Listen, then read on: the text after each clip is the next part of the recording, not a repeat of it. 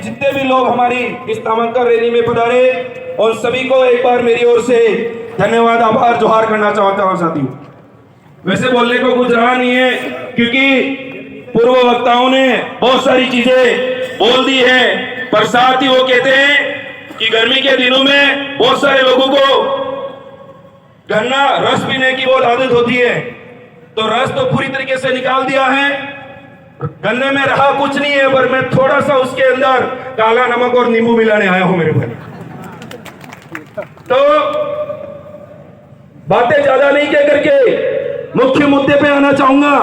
जो आज तक हमारे इलाके में जो सांस्कृतिक शुद्धिकरण और वैचारिक एकीकरण के लिए जो हमारे अस्तित्व को कायम करने के लिए जो विचारधारा चली आ रही थी, उसके लिए हमारे स्थानीय पहली बार हमारे यहाँ के जाजम पे बैठे हुए लोगों ने उम्मीदवार तय करके हमारे आज फोरम का जो नामांकन किया है मेरे साथी।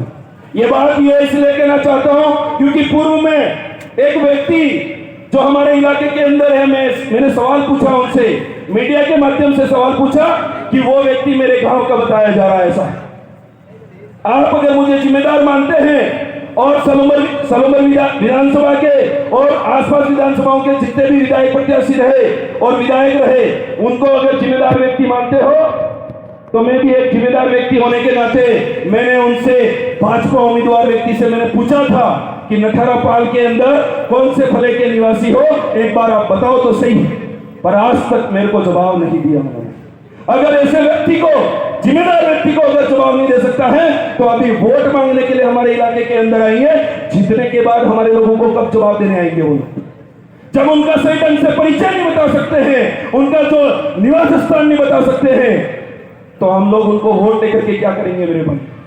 आपको समझना पड़ेगा, बीजेपी धर्म के नाम पर वोट मांग रही है। वोट मैं आपको कहना चाहता हूं, एक इंसान है, एक इंसान को सबसे पहले किस चीज की जरूरत पड़ती है?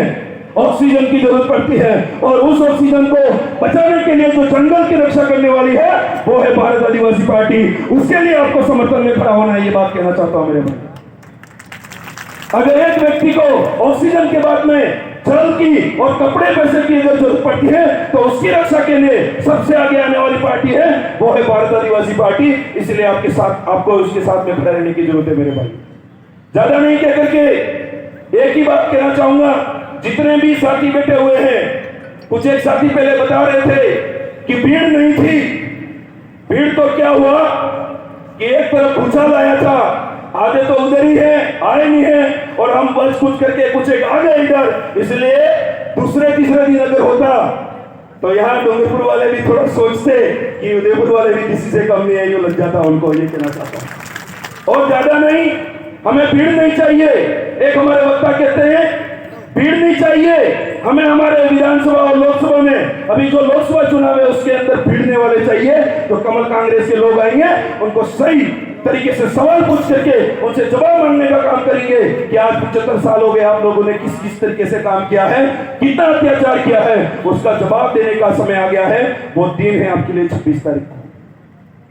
आप लोग एससी के भाइयों से कहना चाहता हूं, आप लोगों को मुंह से रखने से वही तानाशाही सरकार और वही विधायक आपके लिए बोलते नहीं है, आपको मार काट दिया जाता है। माइनॉरिटी से कहना चाहता हूं, आप भी आइए भारत आदिवासी पार्टी के अंदर और दबा गुजरा जो जनरल है, जिनको आजकल ये नगर पालिका, नगर परिषद वाले एक लाठी लगा करके एक चाय बेचने पर और वहां खड़ा रहने पर जो उनको 1000-2000 रुपए जुर्माना लिया जा रहा है, ऐसी पार्टी को आप भारत आदिवासी पार्टी के साथ में आइए और कमल कांग्रेस को उखाड़ करके फेंकिए। ये बात यहां से कहना चाहता हूं मेरे भाइयों। ज्यादा नहीं कह करके हमारे आदरणीय भाई बोलने बाकी हैं, इसलिए आप सभी भाइयों को धन्यवाद, आभार, जोहार, धन्यवाद, जय संविधान।